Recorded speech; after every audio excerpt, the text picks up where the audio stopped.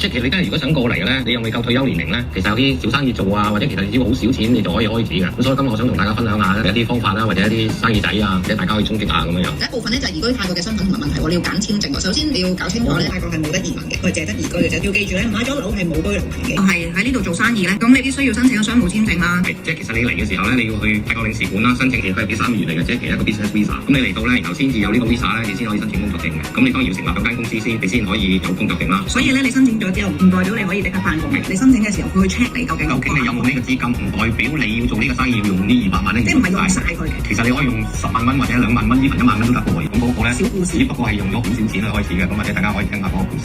咁所以咧，你只係有200蚊，唔係200萬，送俾佢睇200萬泰銖，即係大概50萬港紙到啦。即係佢係8港至2萬蚊泰銖起嘅。咁阿 Wing 頭先而家講呢堆員工啦，我覺得如果你喺曼谷開嘅話咧，尤其是如果我哋係外國人啦，其實員工流失咧好勁嘅喺泰國，員工咧原本其實轉工嘅，慢慢精資嚟嘅，都話緊曼谷係最適合精資添嘅。如果你有運氣揾到好員工，你情願俾多少少去留佢。唔好吝嗇，唔好孤寒。咁呢度成日講話泰國人係精資嚟嘅。若然你真係有200萬嘅，咁我介紹咧，我係幾贊成，如果你初頭嚟嘅咧，係可以加盟一啲 franchise，由幾百萬投資至到幾千蚊，即或者2萬蚊已經係可以開始嘅。咁啊，我而家開始介紹第一間咧，我覺得佢呢個咧係一間用350萬投資嘅餐廳嚟嘅，佢賣咗個 franchise 俾你啦。咁佢亦都同你計咗咧，賣一杯嘢咧，5蚊嘅數字咧計65百。咁咧佢亦都咧話俾你聽咧，每一日咧你要買250杯，譬如你10個鐘頭，即係1個鐘頭你要買25杯，其實又唔係真係好難嘅。我啱話俾你點解嘅喎。當頭我發現行業好似打工唔得，係啊，唔可以㗎。好多行業啊。